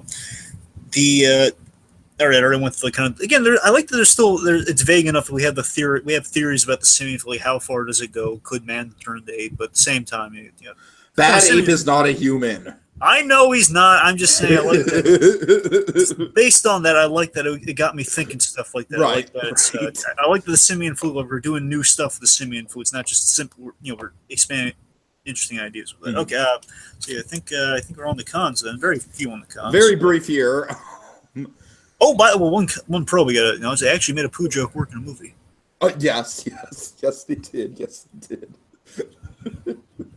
Okay. That's a rarity. They did like the joke we were all waiting for in this entire trilogy. We were all kind of like dreading, and they actually made it work in plot. Right. It's like they did. It's like here's kind of the reverse of that. They did it. They made it work. All right. So yeah, I know you don't agree with me, but I think the Kubo ghost thing was a Kubo. Kubo. The Kubo. The Koba. He doesn't play guitar. Koba. Oh god, yeah, the Koba ghost I thought was a little unnecessary. I kind of thought that we got the whole shades of Caesar becoming Koba without the ghost thing. Let's see, Dragon. If there's any wasted moments at all in this movie, I kind of feel like in the concentration camp section of the movie, we almost sort of repeat the same stuff, like maybe once too many times, like the same sort of. Like, we have a succession of days in that where it's like, like we see, like, the apes being worked to death, we see Caesar. Like, we almost kind of get into a little bit of a, like, okay, we see, like, 2 or 3 days where the same general stuff is going on. And it is a build-up to Caesar revolting and everything like that. But, I don't know, if there was any screen time I would cut away, I would maybe, like, trim down the concentration camp stuff just a little bit. I don't know. It builds to that gun scene I really like, so I can't really take any of that out. I don't. That would it's me on it. But again, I mean, like you said, this is a very hard movie to cut anything from. So. Yeah, like for me, here's something I would have added. I would have added one brief scene because basically we kind of telegraph Luca's death a little bit. I'm not crazy about that. Again, it's very minor. I mean, like they do as much as they could without adding a scene. But I would have liked a scene before Luca gets killed because we have basically he gets the flower. Then he gets the flower and then dead. That's what I'm saying. It wouldn't have been nice to not see it coming. It's like it's almost kind of like Vin Diesel in Saving Private Ryan. It's like he saves the little girl and then dead. He doesn't even save that little girl. That's the leave her there. It's so sad. Right. But you see what I mean though. It's like it's not telegraphed, but it's like just when it happens, like oh man, we should have seen that coming. Darn it. No, I hear you.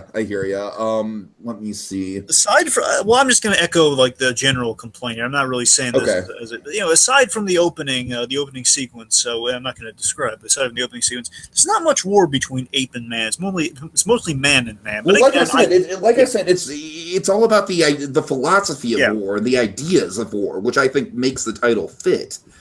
Speaking of that point, though, Dragon. I do wish that somehow we would have built up this other opposing army, like we would have seen a little bit more from it. Yeah, because they're very vague on it because we just assume, okay, they're going to wipe out the apes when they get through. But again, it's unclear what the difference between the two armies is. Right. I want to say the only difference is that one's killing humans and apes instead. I think that is the difference. Yeah, that is the difference. Is that the Colonel kind of went off the deep end? Yeah, that seems to be about like again. We barely even know we did see them. We saw them. I think that we saw that they're the guys with the cool mask at the end. To make another comparison to Dunkirk, they're kind of like the Germans from Dunkirk, where they're sort of like the off-screen threat the whole time. Not to the same level, but yes, you're right. No, I definitely think it works better in Dunkirk than it works here, but I mean, but we do get like one glimpse at when they're all wearing like the cool mask and like they're all just like wiped out by the avalanche. So we do get a quick glimpse at, but we have no idea what they're about. That avalanche is totally like a predecessor to the inevitable live-action avalanche in the Mulan remake.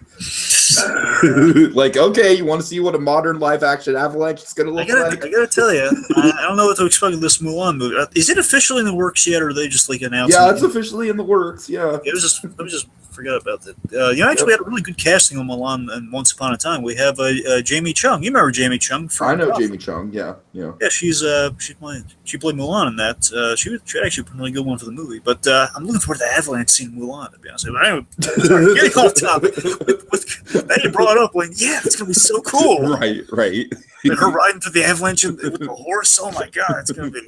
That's gonna be sweet. But let's just make it clear: all these. This is what we're talking about when we're talking about cons and War of the Planet of the Apes, folks.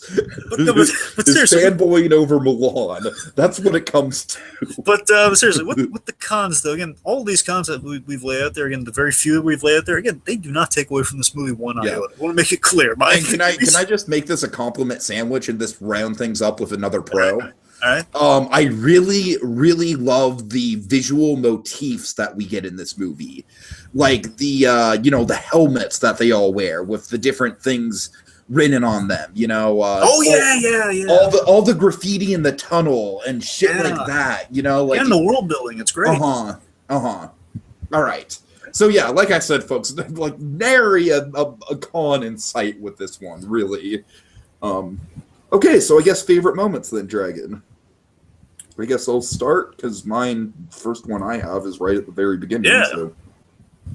Okay, so Dragon, as you alluded to, I think the prologue in this movie is absolutely genius. Yeah. How we have like the one paragraph of text per movie. It's like 3 lines. With the bolded, yeah, you're right. It's not even like a paragraph. It's 3 lines and the title is in red. Yeah, the title's in red. Like there was a rise that led to the dawn, and now a war is happening. Oh, that was so cool. Yes, and again, it's all you need. That's all the recap you need.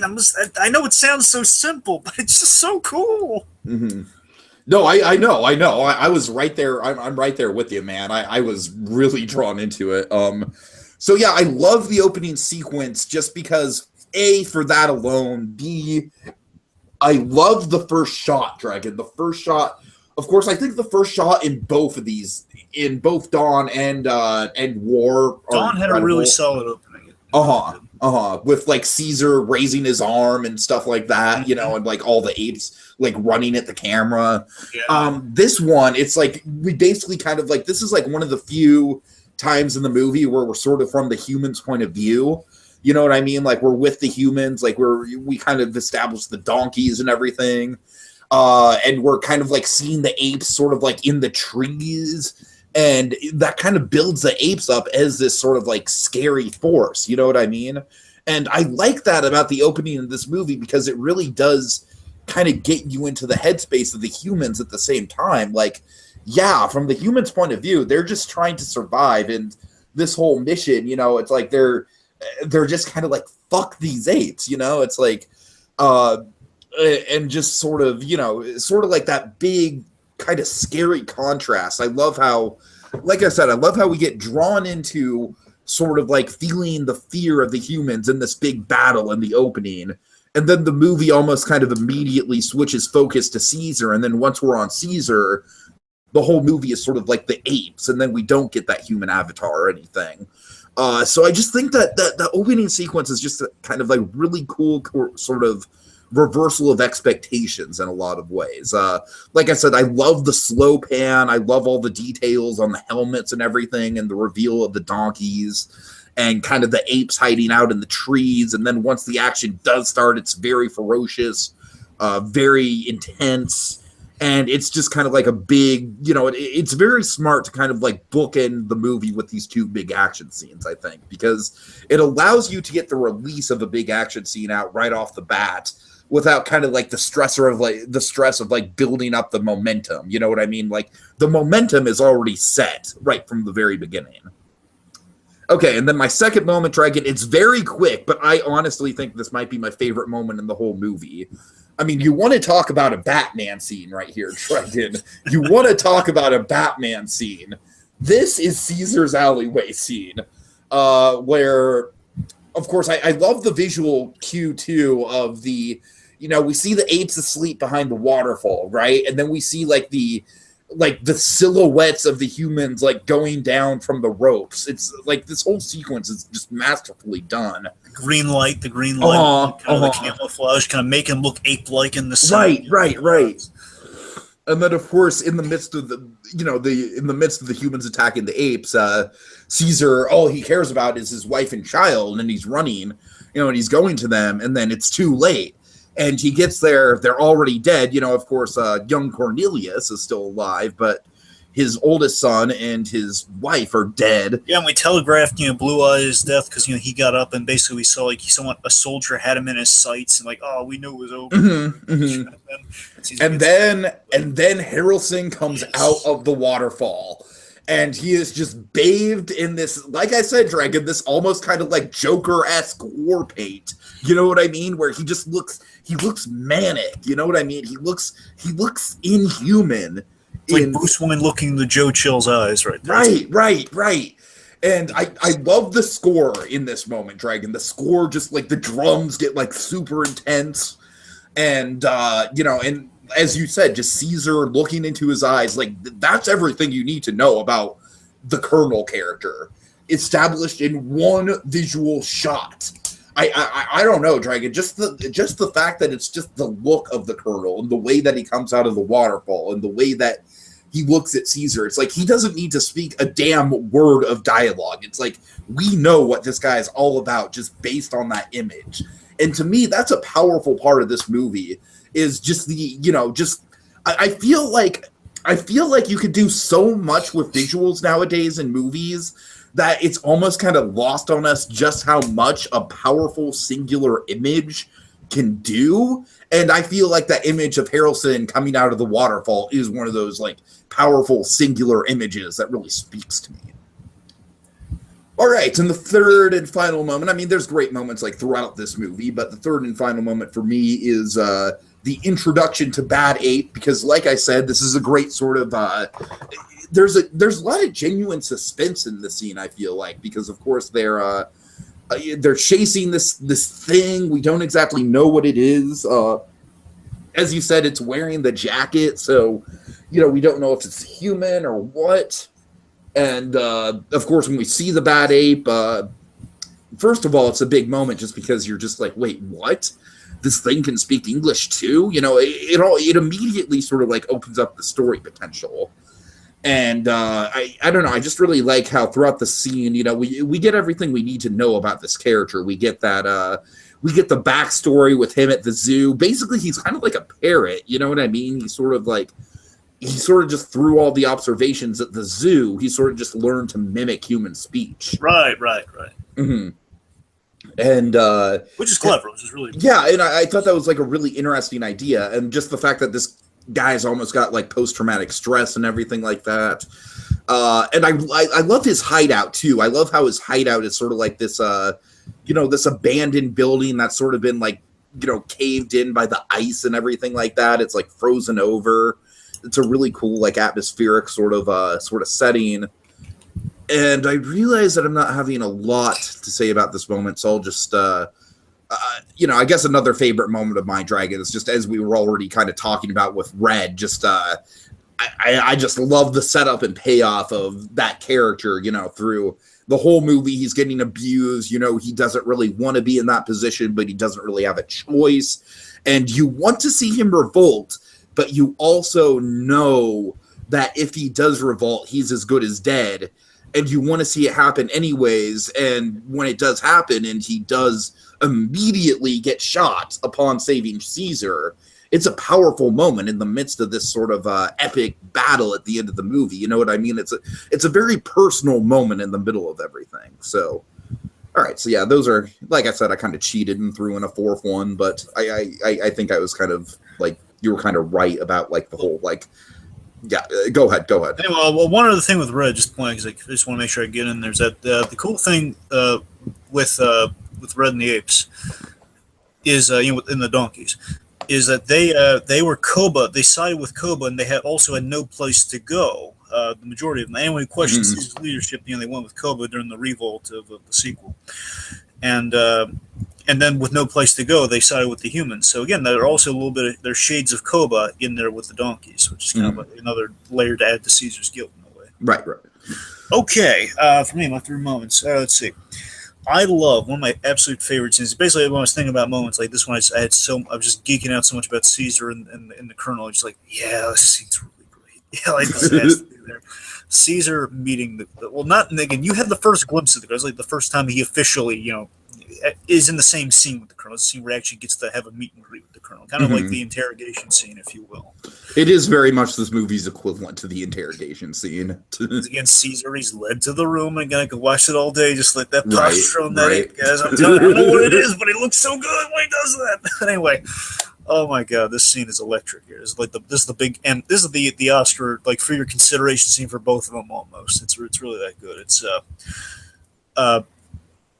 Caesar and the colonel having their real kind of ideological discussion in a way, because in this scene, what we get across is that, you know, it's like the colonel's very casual. He has like tea in the scene, like he's drinking something. Oh God! Don't even. Okay. But you know, he's drinking something. He's very casual. He's he's just kind of in the scene. Well, he's kind of gauging. He's studying Caesar in this moment. So like if the legends are true, like seeing why Caesar. He knows Caesar's the leader of the apes, and he attacked his compound. And he sees like, oh man, you're very intelligent. You're speaking again, like, and seeing how kind of soft spoken, not soft spoken, but kind of how smart Caesar is, and just seeing how kind of like conscientious of his people he is, versus how he's far more conscientious of his soldiers than the colonel is of his, in a way. Mm-hmm. You know, he respects the colonel on some level. The colonel respects Caesar on some level. You know, and he's a leader in times of war, a guy who's going to make the hard choices, versus a leader who's hoping for peace, like Caesar is. This guy who's like far gone from peace. And it's like Caesar absolutely could become the colonel or Koba if he keeps chasing down this revenge path. And what I love in the scene is that the colonel critiques Caesar. And I love that the colonel's right in that he critiques Caesar on the lesson that, you know, if you, again, we has that great moment, like, so emotional, because again, Caesar almost kills him when he mentions, you know, if I had to make the choice, you know, to kill your family, I'd do it all over again. Mm. You know, Caesar freaking out. He's almost killing him. Like, so emotional, and he points it out there that you can't be emotional in war. That's war. If you put your loss and your vendetta before your men, you know, that's not a way to win a war. Mm-hmm. Mm-hmm. It's a fascinating dynamic. It really is, and I love the parallel between the loss of his son. Again, a guy who's just so far down the rabbit hole. Guy who, again, it's very kind of X-Men mutant hater type thing here, where the principle of losing humanity and becoming something else, becoming something non-human, that non-humanity becoming top of the food chain, driving you to such a psychotic moral place of you're going to kill your infant child so they don't grow up being something less than what we hold the standard of human to be. And again, him having to live with that choice. And that's what's driving him crazy. The psychological stress of doing that has driven him to just this slippery slope of like, well, if I killed my own child, then there's no hold bar. There's a no hold bar. I'm gonna someone has a nosebleed, even if it's not related to like listen to the speech. They're dead. They're a goner. Sure. You know, it's just so. And again, just the idea that kind of seals his fate. Getting into my next moment here. So again, just that whole scene between it's an electric scene. Again, Caesar kind of like laying out where they kind of come down on the lines here. Just really, it's fantastic scene. I could go on about it all day. I'm going to move on. Payoff of that scene. I love it's in the same sets, in the same location, the colonel's bunk, you know, where he's sleeping. Mm-hmm.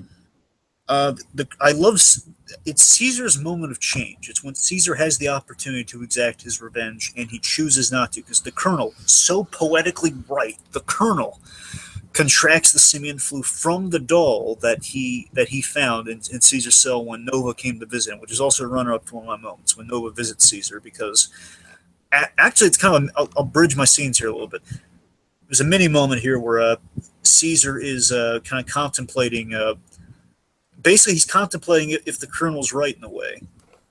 And again, Nova, who again is infected with the simian flu, and she helps Caesar out, and that kind of shows that again humanity can live on and live in harmony with apes versus what he's laying out there. And again, in helping Caesar, she drops that doll which contracts the simian flu to the colonel when he picks it up. So again, nice little kind of sandwich there of moments where but again, it's that moment where the colonel is so poetically and so justly he now has a simian flu, and like he's looking at Caesar, he knows Caesar wants to kill him for killing his family, and Caesar grabs the gun first, and he's clicking it at him. It's such a powerful moment. He could kill his the man who murdered his family, and he hesitates, and then he sees the colonel desperately wants to die, not because he's in pain, but because he can't stand he killed I'm sorry, I'm just losing my mind how cool this moment is.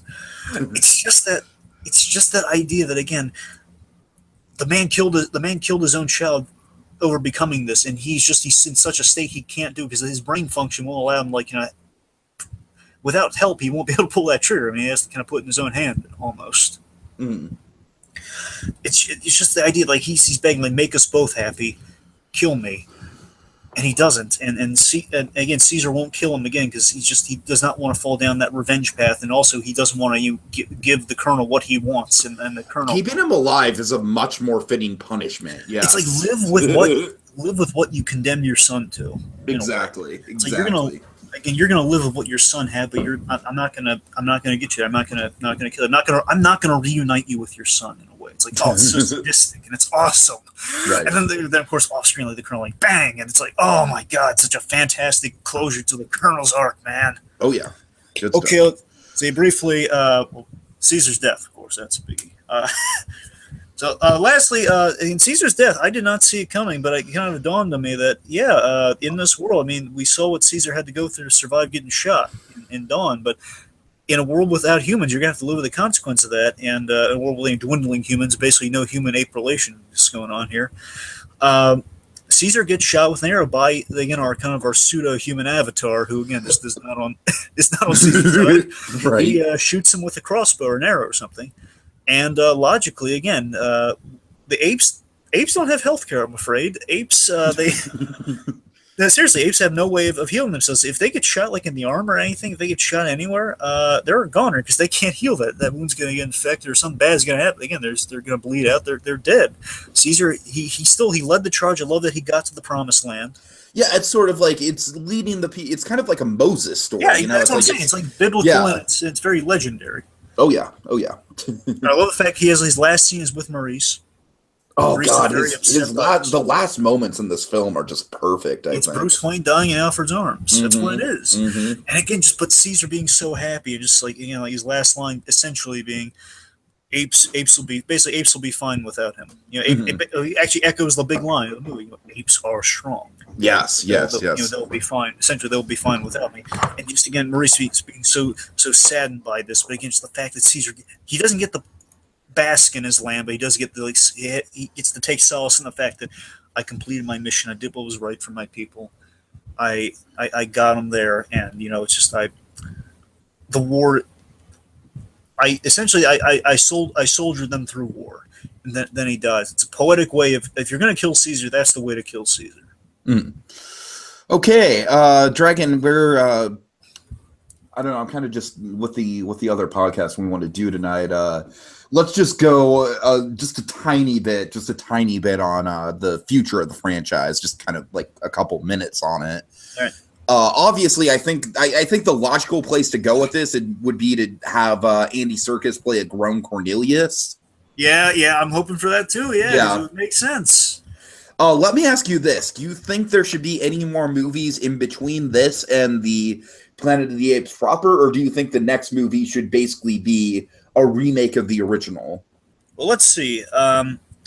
Again, I'm down for a remake if Reeves is attached. If Reeves is attached, I'm down for we do Planet of the Apes. Where again, they could just end it here if they really wanted to, and it'd be enough. But honestly, I think they maybe should end it here from an artistic point of view. That's what I'm saying. Like, if they can't get Reeves back, they shouldn't do another one. The only way I would buy, I could buy remaking, basically linking up with the original film, like Taylor landing on the planet, basically doing that. Or maybe even have a trilogy that ends with a remake of the original film. I could see that. Have it kind of start in the same sort of status quo that we have in the original movies and sort of build up to Taylor. That's not a bad idea. Uh-huh. So getting to the status quo than the last movie being the Taylor story. That's not a bad idea. And but I say a lot of that predicated on if we can get Reeves on. If we can't get Reeves on, I don't trust them doing that. Okay. I'm just saying that I would love to see what Reeves could do with that. And again, it would be a better reinvention than we got with the Burton version. Let me ask you this. Do you think that we're going to see a grown Nova in sort of the same Nova role as the originals? Well, again, if I'm remembering correctly, I want to say, and I could be wrong, because bear in mind, it's been a long time since I've seen only the original movie. And I get the gist of the original films, but Nova, she has a relationship with Taylor in that, doesn't she? Yeah, she does. So obviously, I think the relationship's definitely going to be changed because I think Taylor's going to be a grown man. She'll be like a teenager by the time he enters the fray. So I don't think it's going to be like a relationship. I mean, I honestly think they could flash forward a good 20 years until Taylor comes back. Honestly, I don't know. I think that would just be maybe like kind of a new reinvention. But if Taylor didn't have like a romantic relationship with Nova, but I'm throwing it out there. But Sure. Let's see, but TM, absolutely. I'm so glad you brought up the whole thing about Cornelius. Basically, kind of doing what the McDowell tradition, where Roddy McDowell. Exactly. That's absolutely what I'd love to see, and that's a way you can kind of kill off Caesar and still kind of keep him around, and with Cornelius, which would be fantastic. So let me throw it. Basically, two ways this could go. I'm going to pitch you this. It's very simply, assuming we next movie 4 is the Taylor story. Let's just assume. Mm-hmm. We do that. Here's what I'm thinking for Taylor. I have a few actors for Taylor. Basically, I think with Taylor, you have to match up to kind of the Charles Heston of our time, kind of like a really good actor, kind of an iconic good actor for our time, to play kind of the astronaut kind of landing on Earth. Mm-hmm. And again, basically in terms of like what the story would be, kind of very much kind of like Bates Motel season 5, and now we're linking up with everything. Of course, it's kind of what the movie would be. Obviously, my go-to is Cranston as Taylor. No, I'm picturing. I have a few options. I'm just throwing it out there as my typical kind of go-to. And again, he is a little younger than Cranston. I'm just throwing it out there again. I could buy him as like the Heston of our times for this. I could buy it. Again, he's kind of that caliber of actor we can use for this. I hate to say this, Dragon, but I'm still waiting for him to get a post-Breaking Bad role that's like really, really good. That's what I'm saying, right? I keep waiting for it, though, and I'm worried that it's not going to happen. Again, I think it's an iconic role. Cranston can take over and make his own. Anyways. Okay, let's see. So Cranston, if not Cranston, there are two other actors I think of. Liam Neeson might be another one. I could see Liam Neeson, yeah. And if not Liam Neeson, I have a younger one here, Chris Evans. I could kind of see Chris Evans. Yeah, that's actually a really good pick. Yeah, I could see that. Yeah, for sure. And again, I would, if it were me, I'd change the Nova relationship to just kind of be more like, it's kind of like almost like a Wolverine Jubilee thing. But, it's like kind of the older one and the younger, like kind of mentoring the girl, kind of maybe like some of the perennial thing. But I mean, again, like, and to be fair, I don't think the first one was like a straight up like romance or anything, because remember, she was a feral human, so it was more kind of like Taylor showing her humanity. You know what I mean? Sure, more than it was like a straight up romance. It's just me trying to remember what the originals were, folks. If I'm getting that wrong, and I haven't seen the originals since grade school either, so this is what I vaguely remember. Again, it's like Taylor reaching out. I might be thinking more like the Nostalgia Review, the Tim Burton one on that one. If I'm thinking of any relationship, and the Tim Burton one was definitely sexualized for sure. That's what I'm saying. So I might be thinking of that by accident. So I apologize for that. But let's see. Well, here's the thing: is you always got to remember whatever they do, Tiki. With let's say if the next one is Taylor, I mean they could always go years in the future, which you imagine they do. But regardless, whatever they do, they're already at least 13, 15 years in the hole. No, you're right. Taylor's been in space for at least. Again, he's definitely been in space for 10 years, possibly, again, 15. No, I don't want to dwell on it, Dragon. You're right. It probably would be better to go in the direction you're saying. Yeah. Last thing I have, and this is brilliant. Let's just say if we went the other direction you laid out, Tiki, just like, I'm not going to go through like all the movies. Let's say what 4 would be. Okay. If it's like building us to like kind of that ultimate Taylor story, what I do is kind of bridge the gap, like kind of building the society would be Cornelius meeting Zira. I do Zira for a movie.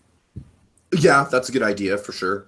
Apes I would also maybe call the 4th one Society of the Planet of the Apes. Ooh, that's good. I like that. Like for me, like, honestly, what I'd imagine like I like your trilogy. I didn't consider that, but in my planning, I'd probably do like kind of 4 is kind of like a Rogue One like prequel vibe to it. Like we would build to like kind of Taylor landing at the end. That would be kind of I mean, we could do that. We could do like much like kind of how Nolan's trilogy, like the second one was kind of like the iconic one, right? Yeah. And then I could imagine the third one sort of like, being that's when we get into the sequel territory of the future, It's when we kind of get into like the whole, like the ruined New York and stuff like that. Yeah. Mm-hmm. And again, like we could have Zaius more. We could do kind of Zaius Maurice is kind of like Maurice is like he's holding a grudge for Caesar getting killed, and like he and Rocket usher in kind of the apes holding a grudge against humanity going forward.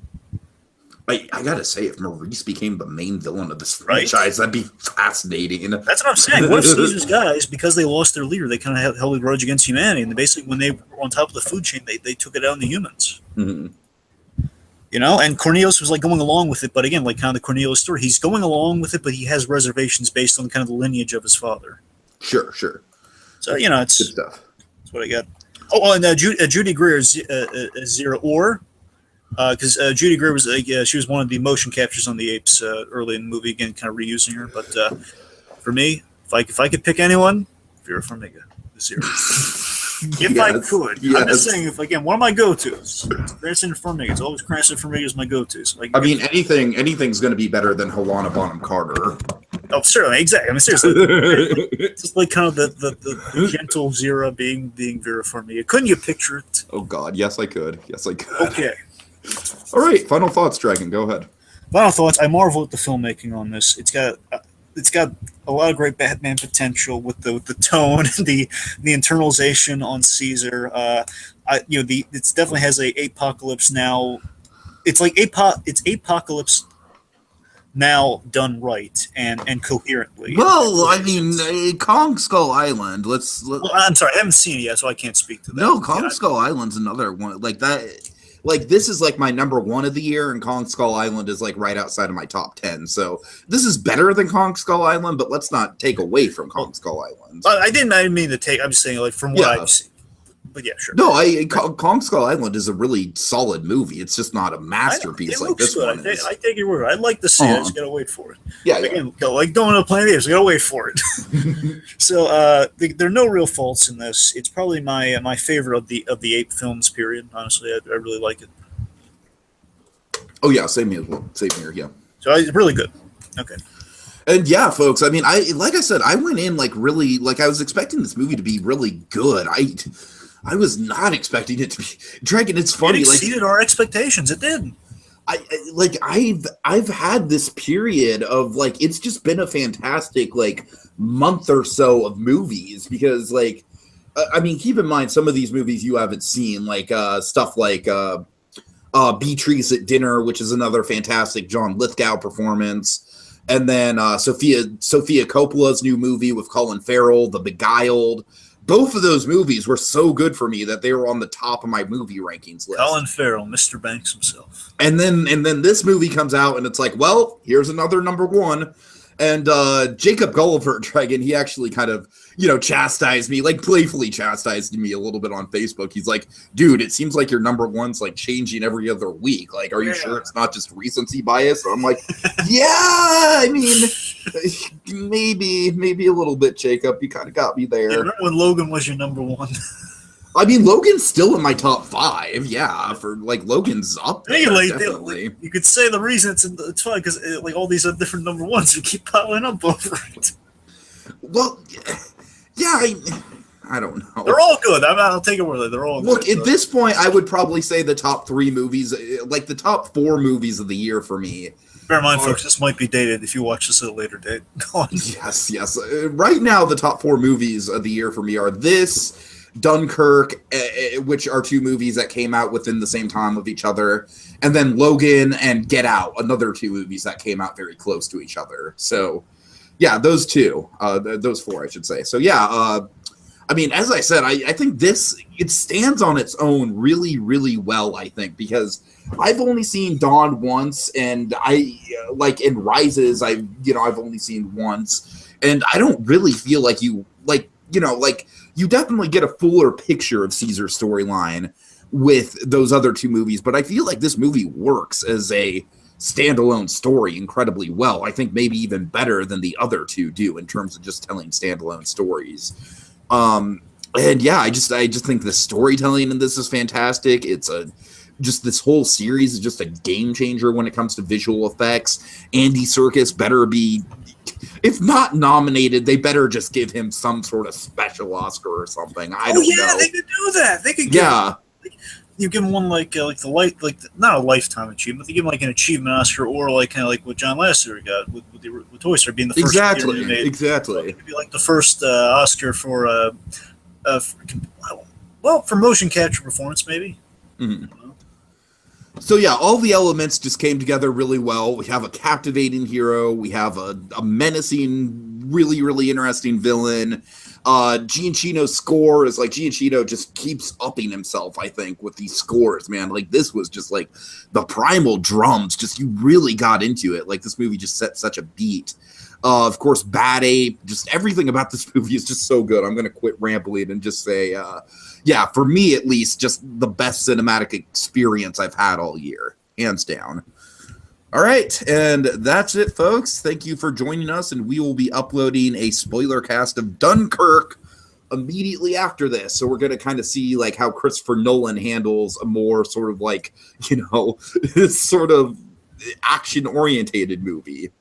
Let me pose this question to you. War, what is it good for? Being the end theme song to Rush Hour movies. Of course. All right. Have a good day, folks.